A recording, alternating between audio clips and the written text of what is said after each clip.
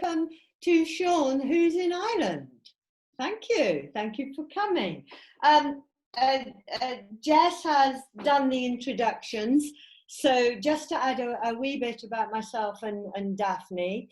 I am an amateur cook. Daphne is a professional cook. We're both kind of food writers. We've both written cookery books, and we are both missionary about growing something for yourself. And as Jess said, what we're trying to do in these seminars is to fill in the missing link.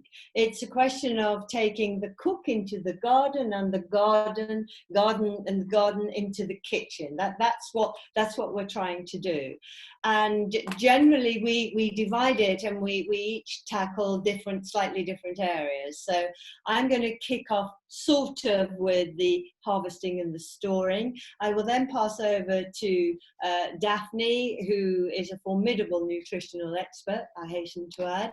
Daphne will do, actually she's mind-blowing, she will do the nutrition, and she's also going to do one of our utmost favourite things to do with tomatoes, namely home-dried tomatoes.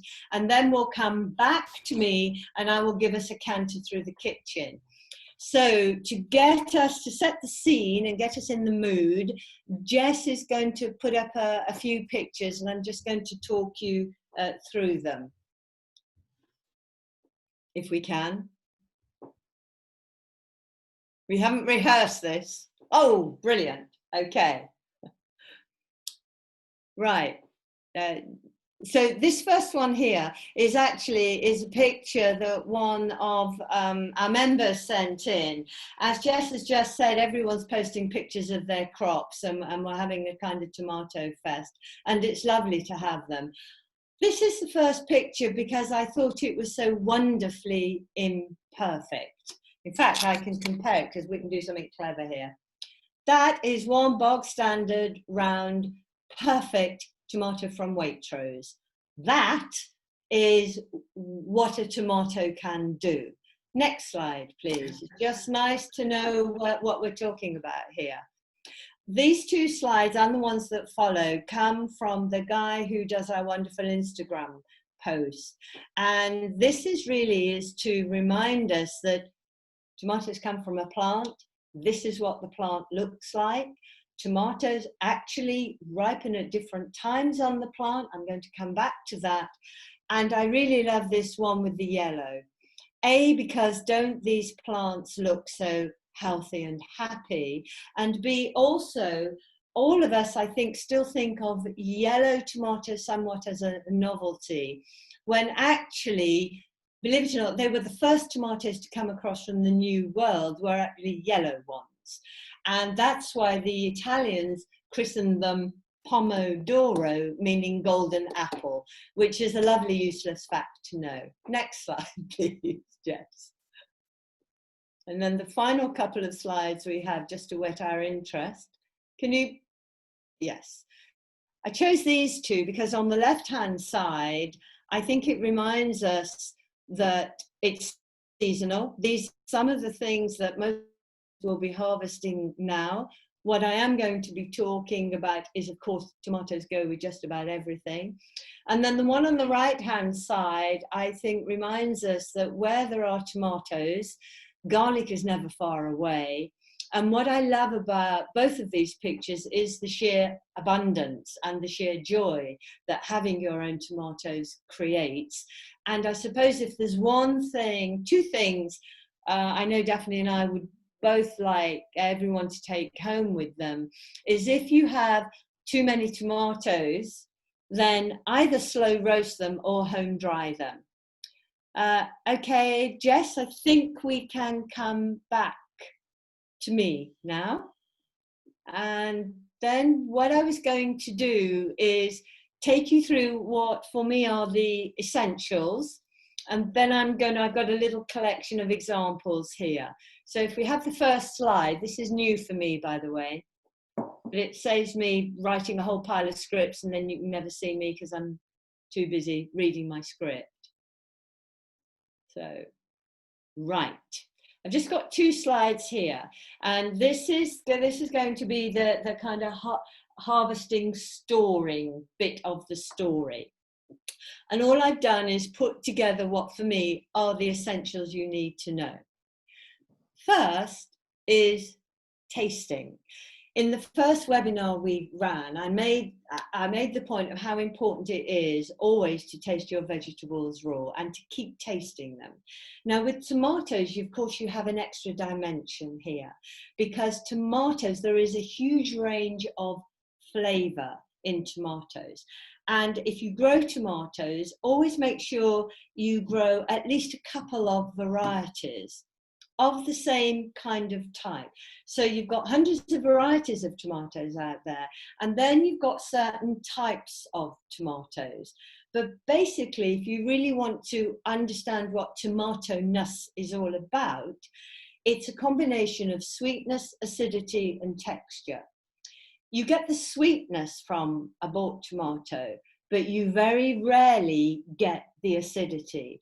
And acidity, it's rather like what makes a wine a good wine? It's the acidity. It's got all that kind of complexity, but it's the acidity which really pulls it all together. Again, with wine, you have texture. With wine, we call it mouthfeel. With tomatoes, depending on the type of tomato and how ripe it is, it's the texture that comes in. So the texture can go from crisp right up to, it goes from crisp to firm, to soft, to pulp. And it's understanding all of those profiles, which when you're in the cooking, that then really helps you to understand what to do with the tomato that you've got on your plate. How it's grown versus variety. Oh, and sorry, in here, the red, yellow, black, which I've got examples of as well. They also come into it. We do tend to eat with our eyes, and I don't know about anybody else, but you know, I'm really shifting towards, particularly the cherry tomatoes. I think yellow has the edge on red sometime. The best tomato I've had this year, which is total explosion of flavour, was the first yellow cherry that I tasted. So the colour actually kind of comes into it as well. How it's grown versus variety. There are umpteen varieties out there. We all know it. We all have our favourites. For me, Gardener's Delight, because I've always grown it, so always will grow it. Sun Gold, I happen to think, is also a really good tomato.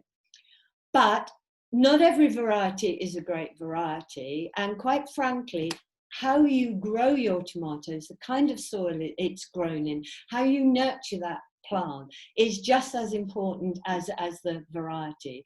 And the better the plant is grown, and of course we're going to say this, but the more organic and the more biodynamic it's grown, the more you will have a sensational tomato on your hands in the kitchen. Thick versus thin skins. We have all been taught that, and we all like thin skins, because the skins are the indigestible bit, and the skins are a pain to peel off a tomato. Don't really, on occasion, it is quite useful to peel the skin of a tomato. But you know what? If your tomato is ripe, then it's easy to peel. It's like if a peach is ripe, the skin will peel easily. If it's not ripe, not a lot of point in eating it, and then the skin's going to be difficult to peel. But actually, thick skins for us is a much better idea because it's protective. So if you have a variety which grows a thick skin, you're going to protect that tomato from pests and diseases, or in weather like this, from all the molds, and it will also keep longer. And I'm going to prove this in a second for you. The absolute essential, the star sentence here, is tomatoes will and do ripen off the vine. We have all now been conditioned, don't ask me why, we now pay twice as much for tomatoes that have been ripened on the vine. So we are paying twice as much for tomatoes which should have been ripe in the first place, and we're also paying for the stalk, which we can't actually eat. Tomatoes are the whole ripening of fruits, because tomato is a fruit.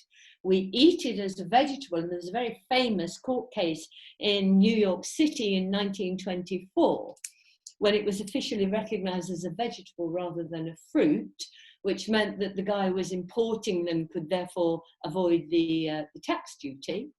But nevertheless, tomatoes are a fruit. They ripen from the inside out.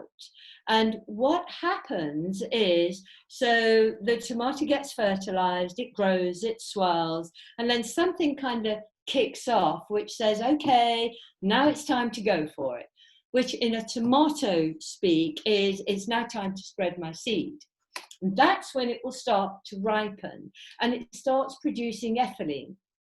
And it keeps producing that ethylene until it's ripe, by which I mean until it's properly red, or it's properly yellow, or it's properly black, i.e. purple.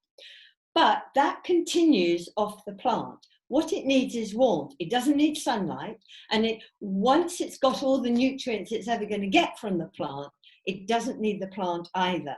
Which means, and this is really important for everybody, at the end of the season, bring all your tomatoes inside. It's a good idea to hang the trusses upside down, because apparently that actually makes it produce more ethylene. Or I'll show you, you're just going to lay them out. As long as you keep them in a room which is 50 degrees or over, that's 10 degrees centigrade, and I've worked out today, most central heating is kind of set at 20 or 22 or something, your tomatoes will ripen. I've been doing this for 20 years. I promise you it works. And if you're really lucky, you will get your own ripe tomatoes for Christmas. Now, along the way, you will lose some, so you have to take care of them. But if there is one other thing I would really like people to begin to understand, play with, and use, and get their own experience of, is that tomatoes ripen off the vine. And I think it's time for a wee bit of a break, Jess, and I'll give you some examples of what I've been talking about now. So now this is the, right, so I'm not very good at the old Zoom thing, as you, right. I hope you can see two boxes of identical tomatoes. They are both organic plum tomatoes. The baby plum tomatoes are the tomatoes I buy by default, because they are sweet. Now this one, these tomatoes here in this box will be 5 weeks old this Saturday. I bought them when they were ripe. And the only difference is that the skins are beginning to wizen. They are as delicious as these. And that just shows you. Now, the baby plum tomatoes really last a long time. They are not soft, they are not past it. And all they've done is just sit here for 5 weeks. I've been trying to keep them for you. My neighbor has literally just brought me these, and I'm really hoping that I'm going to be able to show you these. He grows a pile of tomatoes. I'll lift them up. So there we have our bog standard tomato that we're all supposed to think is wonderful, and which has created so much distress. Here we have a green tomato. We're going to be talking about green tomatoes. Can't remember which slide I've got it on. This is a green variety. It is a super sweet tomato. We also have a black Ukrainian plum. So now we're talking different types of tomatoes, which is not yet ripe, as you can see, because it hasn't developed its color. This is the most wonderful marmon. This is a beefsteak. This is what you would stuff, and you then slice and you slather with olive oil. That's kind of your classic Mediterranean one. These here are tigerella, the striped ones. This here is a black cherry, and that just gives you, it's so lovely of him, but that gives you some idea of the range and the variety of tomatoes. Now my little things, I brought these in because the weather is so appalling outside, so I'm going to practice what I've just preached. These are just little cherry ones. I'm going to bring those in. They're just going to sit here on this plate and ripen all by themselves.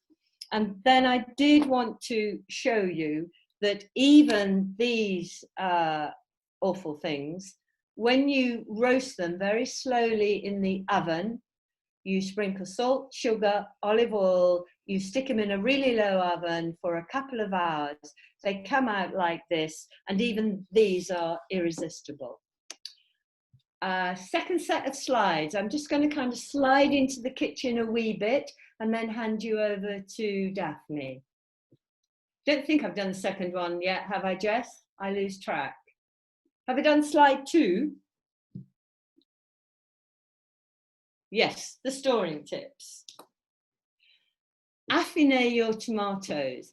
Affinate is an expression used by cheesemongers and cheese makers. They affinate their cheeses, by which I mean they lovingly turn them, they lovingly press them, they lovingly smell them as the cheese is maturing, so they can get them at the moment of perfection. And it's a really good idea to get into the habit of looking and smelling and feeling your tomatoes, to affinate them. That's how you get the best out of your tomatoes that you've just spent the last 3 months growing. And when you're picking tomatoes, you want them firm, but if you leave them on the plant too long, they will then start to grow, they'll then just start to give. That's when they're on their way to softness, and when you taste that, they won't be quite as sweet, there won't be quite as much acidity, and they will be softer in texture. For me, I always grade my tomatoes. If I've got a lot of tomatoes, these days I don't. I grade them into 3 separate piles. One you're going to eat now, one for storing and ripening, and another lot for cooking. And that's a good idea. You know, don't just think that they're all just tomatoes. They're not. If we're talking in the kitchen, at each stage you can make the best of them once you begin to understand what they're about. Never ever store tomatoes in the fridge. A, it knocks their flavour for 6. B, tomatoes are a new world crop. They like it cold, destroys them. It will actually destroy this, it will start to destroy the texture, and they will not last as long in the fridge as they will in your dining room or anywhere other than a boiling hot room. Just don't store them in the fridge, it's criminal.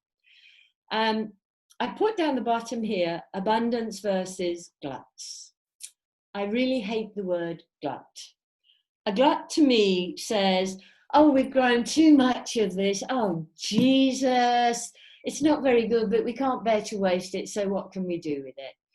And when it's poor old tomatoes, that usually means turning it into a chutney that we're never going to eat. In Italy, they grow tomatoes, so they have a glut.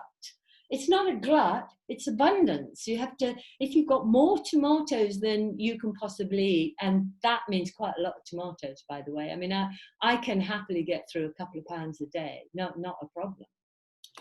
Think of them as literally the icing on the cake, because with all those wonderful extra tomatoes, you can make wonderful simple homemade soups, which is going to be better than anything you can buy. You can make your own homemade tomato sauce. Think of your own pizza with your own tomato sauce on it. Home dried tomatoes, which Daphne is going to talk about, the slow roast tomatoes, and even things like your own ketchup. This applies, by the way, just as much to green tomatoes as it does to red tomatoes. So that is the kind of thoughts that I most wanted to share with you. And then when we come back when we come back to me, I'll run through the kitchen. Over to Daphne. Hello, can you hear me? Yep. Good. So as we have seen, tomatoes come in a diverse range of colours and shapes. I was on a friend's farm last year, and I was given the largest purple beefsteak tomato I've ever seen. And I looked at it and thought, my goodness, that could feed a family of 4. It was huge. That's what I could think of, because I was sort of only ones I really grow prolifically are the small red plum tomatoes, and I grow those in various pots around the place. Anyway, what's really important to understand is the nutrition content will vary according to the type. There's some general overarching nutrients, but it will vary. But more than anything, as we just touched on, is how the tomato was grown.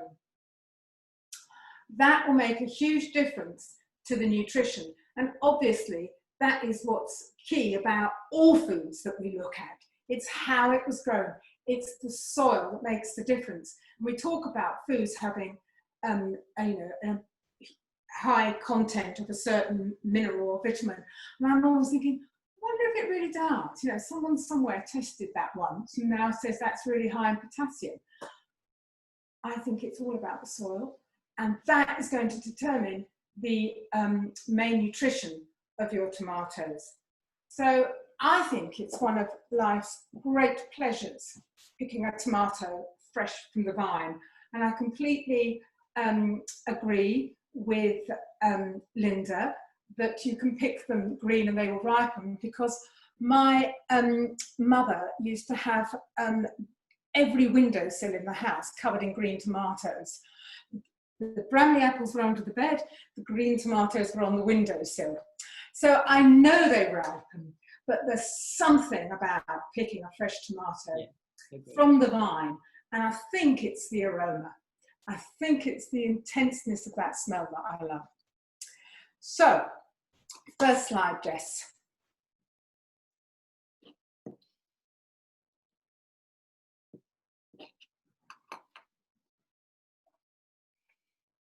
Nope.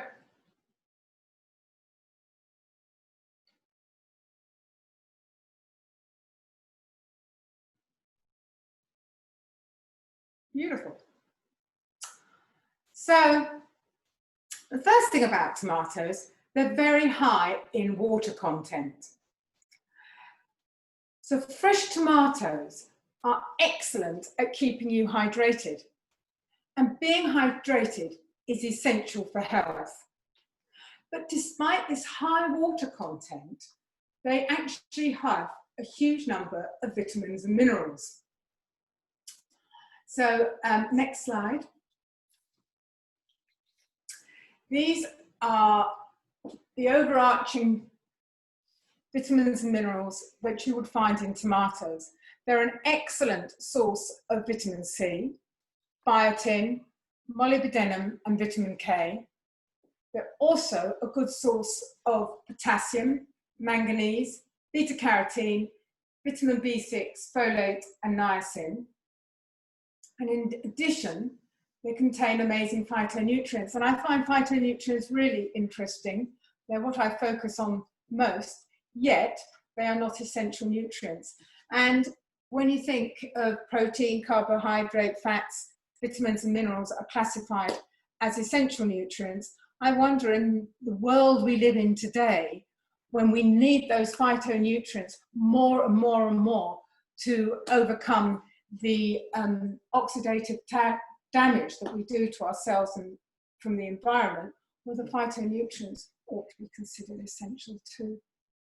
So I want to look at 3 nutrients more closely. So next slide. Vitamin C. So we all, these are the key things that vitamin C does. It boosts immunity, helps the absorption of non-heme iron, vital in the formation of collagen, and protects memory and thinking as you age. And this is all down to the fact that vitamin C is a powerful antioxidant that protects our cells from free radical damage. But it's also other elements that vitamin C are so key. And it's one of the things I'm very interested in is mental health and well-being. So I think one of the lesser known things about vitamin C, it's a cofactor in the synthesis of several really important neurotransmitters in the brain, and they're particularly the neurotransmitters that regulate mood and happiness. So I think because we are unable to store vitamin C, we need to get it every day in our food. Tomatoes are an incredibly good source of this vitamin. Next slide. Potassium. Another, it is a lot of potassium in tomatoes, and it's an essential mineral with several roles in the body, including regulating fluid balance, helping to reduce blood pressure and enhancing bone mineral density. And it's, again, to go back to the brain, potassium fires up the neurons in your brain. And low levels of potassium have been associated now with the brain fog, not being able to think, and depression. Next slide. Biotin, also known as vitamin B7, is one of the vitamin B complex. The vitamin B complex all work together in synergy to produce the energy from our food. And a lack of any B vitamin will impair that process. But each B vitamin has a specific function as well. So, for example, vitamin B6 is essential for the brain and the neurotransmitters. Folate is essential to break down homocysteine in the body, which, if there's a buildup of homocysteine, it affects heart health. But biotin is particularly around enabling you to keep a positive outlook on life. Okay, next slide. Now we get to my exciting elements of phytonutrients. So phytonutrients are the name given to plant chemicals, and they are produced by the plant to protect itself from pests and toxins and disease, but also to attract pollinators. And these phytonutrients are what is responsible for the flavours, smells and colours of a plant. There are more than 25,000 kinds of phytonutrients found in plants. And that is one of the reasons why we need diversity. That is one of the reasons why we should eat a variety of plant foods every day.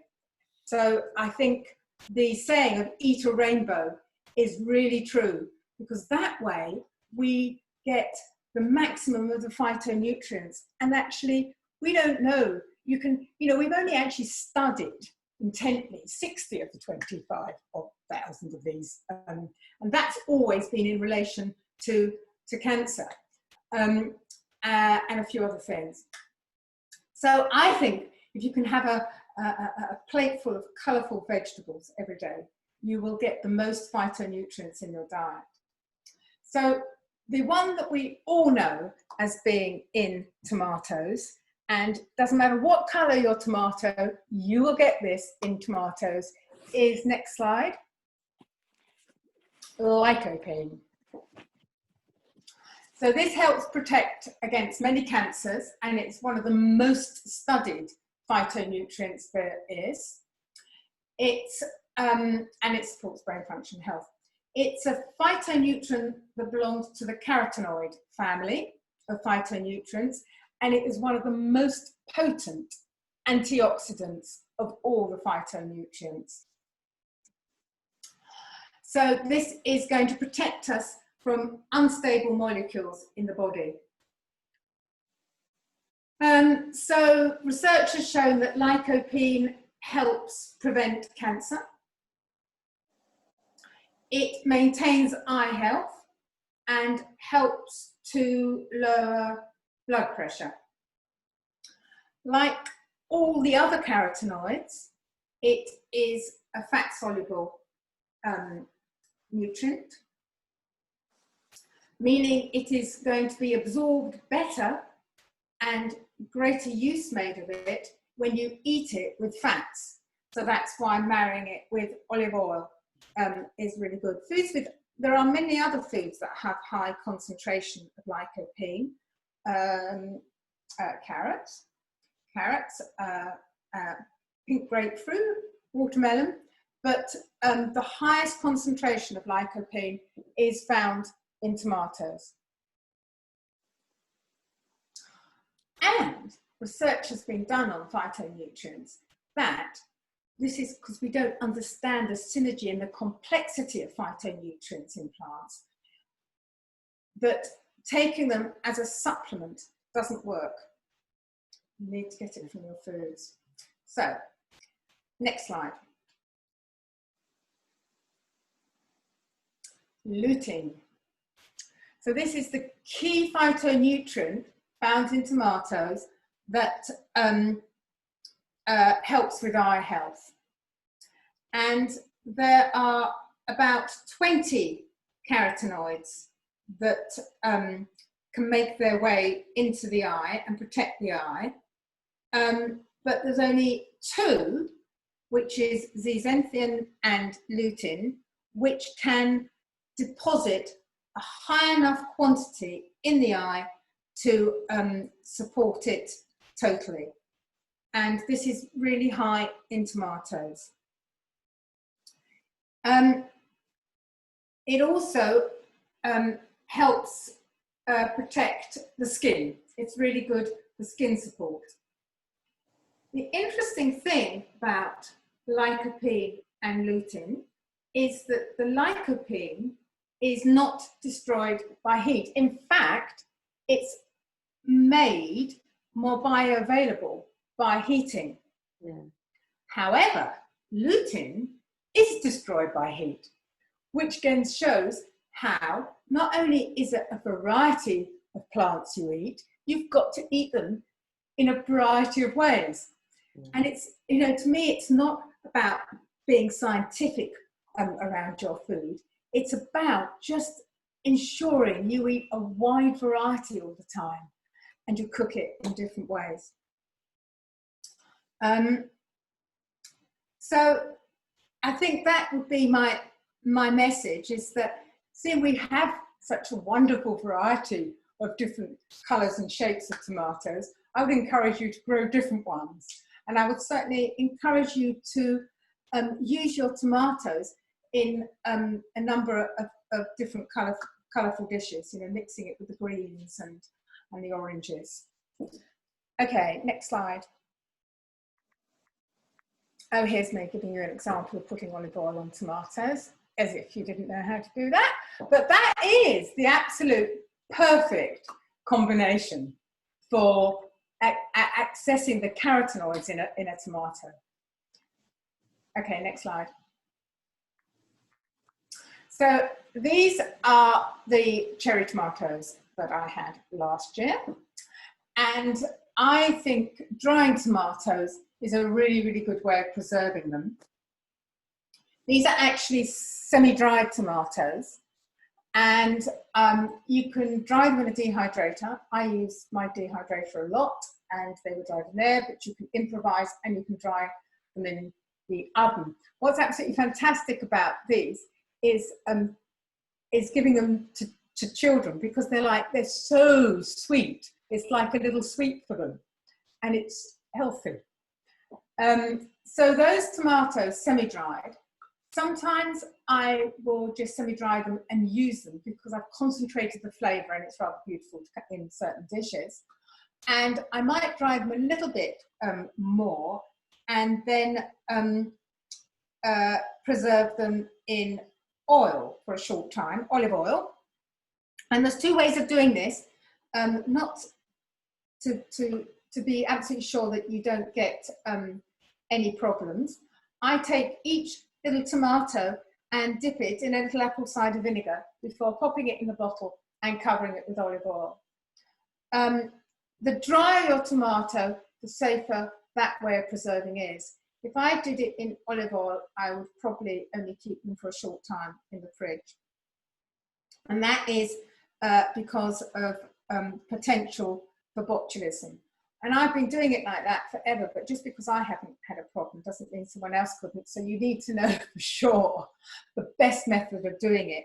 And if you actually cook those tomatoes afterwards, then you will destroy the toxin. But actually, I keep them in the fridge for 2 weeks and use them within 2 weeks. But you can dry them off completely and then you wouldn't have the problem. The next slide. Oh God, I've forgotten what sort they are. Anyway, it doesn't matter. So these are some tomatoes that was given to me by a friend who's got allotment, and I dried them off completely. And they're last year's tomatoes, and I've still got them. I mean, I keep them in a bottle in brown paper, and I've used them all through last winter. And I can't believe it's August and I've still got some. But they're lovely. And actually, you can nibble them like that. They're completely dried out, no moisture, or you can throw them in casseroles and beans and stews. But actually, when you have an abundant crop, then that's the thing to do, I think, is to dry them. Because once you've dried them, you don't have to use any energy to store them. I think it might be just worth mentioning one other thing, is that I come across a lot of people that avoid the deadly nightshade family, which tomato is one. So that's tomatoes, potatoes, peppers, aubergine, all those. And to some people it does make a difference. So people on the whole think that avoid them, think that the alkaloids cause inflammation. And I know people with rheumatoid arthritis that have taken themselves off the deadly nightshade family don't think it makes a difference. But that's just a by the way. They do have the alkaloid called solanine. And that's it. Thank you, Daphne. I think it's now back to me, Jess. If she's there. Doing very well. Yeah, I know. I suppose not that we ever need any excuse to eat tomatoes, but that just about seals it, doesn't it? We can now eat twice as many tomatoes because we're getting all those nutrients. And isn't it wonderful that lycopene needs fat? Oh, that is so good, which means that we can now absolutely lather our tomatoes with either olive oil or butter or cream or yes, we like that. I want to just finish the conversation about home-dried tomatoes. I don't have a dehydrator, but when I was fortunate to have a greenhouse full of tomatoes, I kind of cottoned on to these, and I do them in the oven. I found out today, actually, it was Delia Smith who kind of started the current rage for semi-drying your tomatoes in the oven. But they are exquisite. The other thing about them is that they shrink so much that you can probably get about £5 worth of fresh tomatoes in a very small freezer bag. So what I tend to do is to do the kind of semi-dried where they're still quite pliable. I would then put them in a freezer bag. I virtually freeze no vegetables, but I do make an exception for these. And then you can take out a few at a time and either use them immediately or again kind of rehydrate them under olive oil and pop them in the fridge and use them within 2 or 3 days. That's the other thing about thinking about tomatoes as the abundance rather than the gluts, because it's exactly the same if you make a concentrated tomato sauce as well. But they are phenomenally good, and we really do need to turn the world onto home-dried tomatoes, because then it saves us going and buying those awful things every single day of the year from the supermarket. I find it really difficult to resist tomatoes, I have to say. I'm now going to give you a gentle canter through the kitchen. There is a nice little story about an Italian priest who was very nosy, so nosy that the villagers christened him Don Pomodoro, because he got into everything. which kind of says all you need to know about tomatoes in the kitchen, because tomatoes literally go with everything.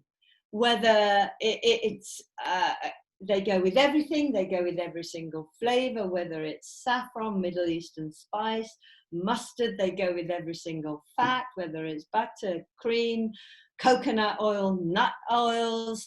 The book I recommend if you really want to understand how to use tomatoes in the kitchen is Lindsay Barham, the big book on tomatoes. And she has 12 different chapters in there, such as tomatoes with bread, tomatoes with eggs, tomato juices and cocktails, tomato sauces, tomatoes with pasta, tomatoes with fish, tomatoes with this, tomatoes with the other. She's also got a whole section on green tomatoes and a whole section on tomatoes that you would then think of as a dessert. You can make ice cream with tomatoes, tomato falls. I don't make much jam, but tomato jam is a revelation. I used to make really small little pots. It's exquisite. It's like no other jam. The only thing, I don't know about you, Daphne, the only kind of cuisine it doesn't seem to have a natural affinity with is Chinese. But that said, apart from the hoisin sauce thing, which is not really kind of tomato thing, that said, for an English stir fry, I guarantee if you chop up a tomato, it tends to improve any stir fry. You can put chopped tomatoes in all kinds of things and it will liven it up because it gives that touch of sweetness and acidity. The only thing Lindsay doesn't have in this book is a chapter on tomato salsas. That's a kind of thing of the times, really. You can chop up tomatoes small, douse them with olive oil, put whatever flavourings you like, and you then use that to spoon over your salad or spoon over your vegetables. It's like the best instant dressing in the world. So it's the easiest thing in the world because it goes with everything. It's the most difficult thing in the world because how to kind of steer you with the food that we love to bits and does so much for us and we can use so much with. Daphne and I had a little game, and so we came up with our top 3 combinations. We chose 2 out of 3 were the same, which were tomatoes, basil, olive oil. Absolutely no guesses why that came top. Our second was tomatoes, avocados, olive oil. No guesses where that came from. Avocados are our secret indulgence. We don't tell too many people because we both understand the issues about avocados, but neither of us can resist them. And indeed, I have for my lunch toast with avocados and tomatoes and olive oil, and then of course you can put the basil on top. My third was tomatoes and bread. I actually don't eat much bread, but if you're looking for 2 ingredients that just go together, that are just fused, then it would have to be tomato and bread. I'm talking decent bread here, not pap. But if it's anything from English tomatoes on toast to the classic Italian bruschetta, you think of all those gazpacho, cold tomato and bread soups. You think of breadcrumbs, stuffed tomatoes with breadcrumbs, fried tomatoes with breadcrumbs, and of course, where would we all be without pizza?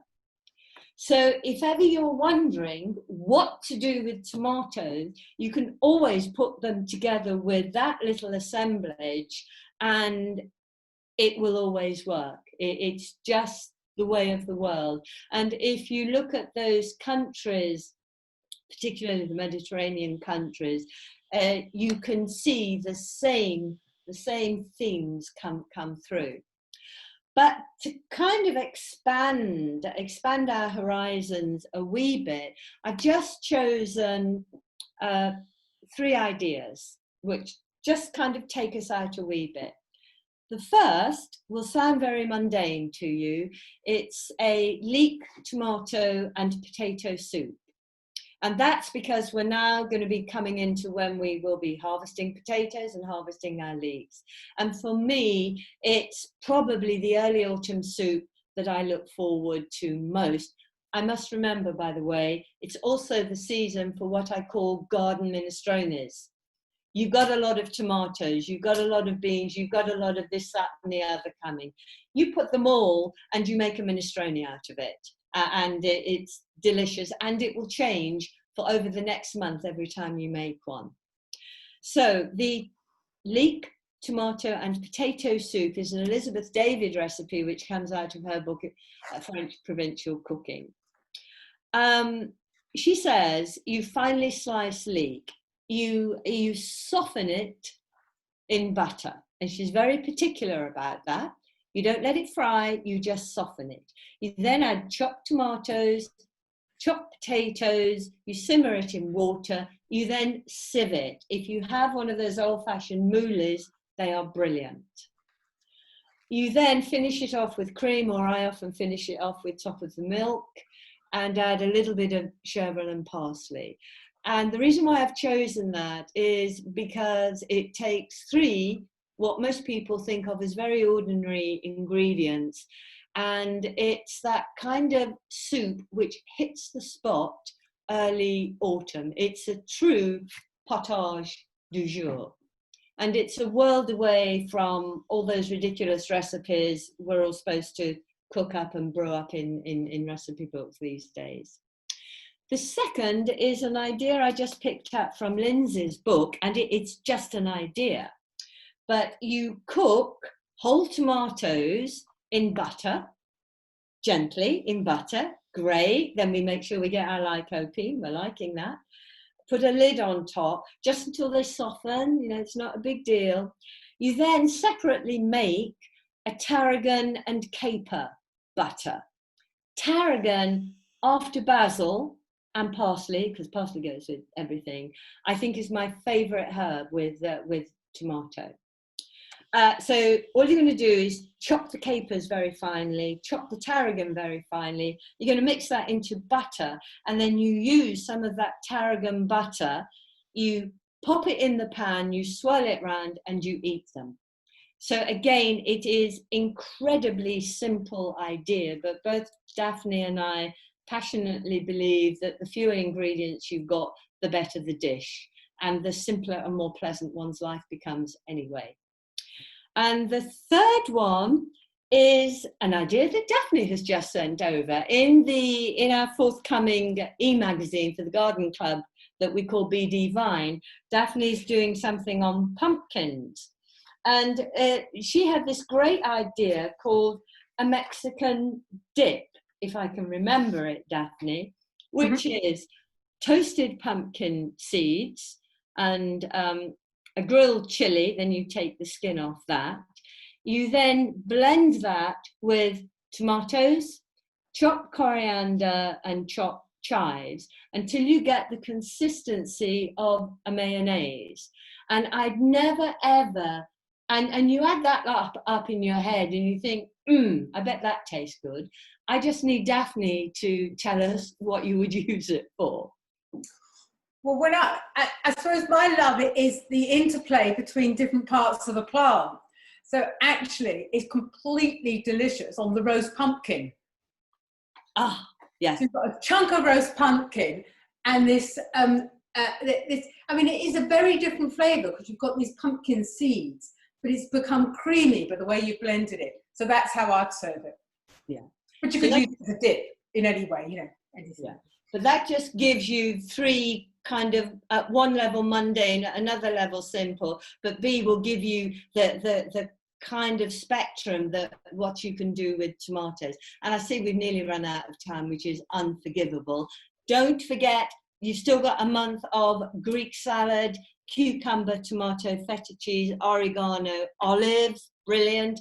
And for those of you who came to the last seminar and we were talking about home-dried beans, absolutely cook some of those beans, put your own, you then cook them for about 15 minutes with your own homemade tomato sauce or homemade or tomatoes with garlic and fried sage leaves, and you then drizzle that with olive oil.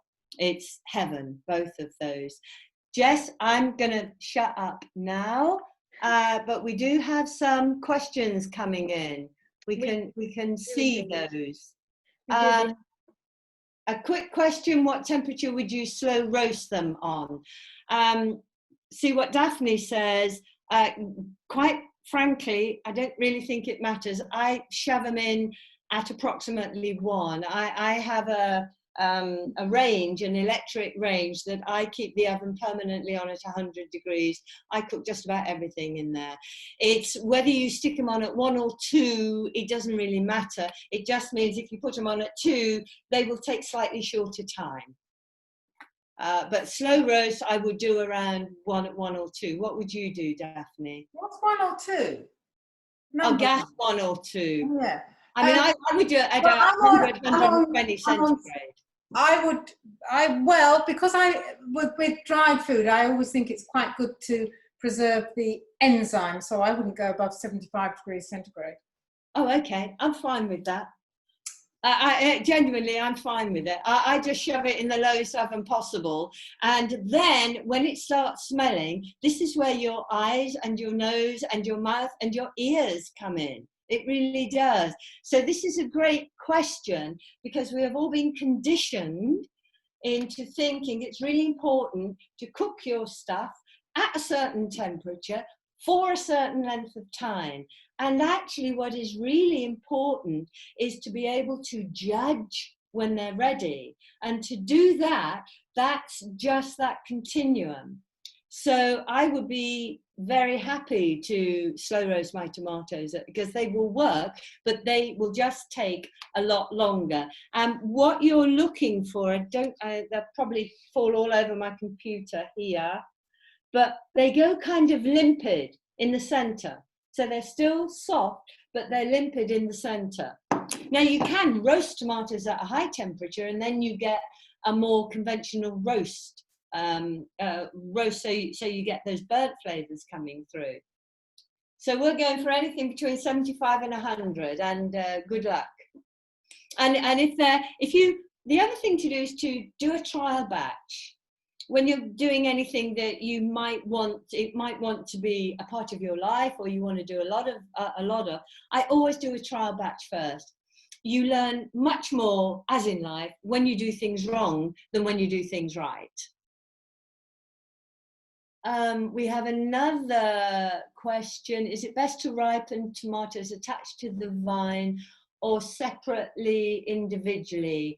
You know what? I really don't think it matters. No, it really doesn't. I've ripened so many tomatoes in my life, and it just doesn't matter. It's that thing, once the tomato, it's the tomato. It is the tomato that's saying to itself, I've got all the nutrition I need. I've got the goodies I need to spread my seed. I am now going to ripen so I can spread that seed. Now, what the commercial growers do, I understand, or at least some of them, is they will pick them rock hard when they haven't hit that moment when the tomato itself is. It is the tomato that calls the call when it's going to ripen. And once it's started to ripen, it really doesn't matter where it is, quite frankly, as long as it's not out there in the freezing cold and wet and rain. And I mean, you know, when it's when it begins to change from, you won't be able to see on my computer, but literally, again, this is where your eyes come in. It's when it begins to change from obvious green to red.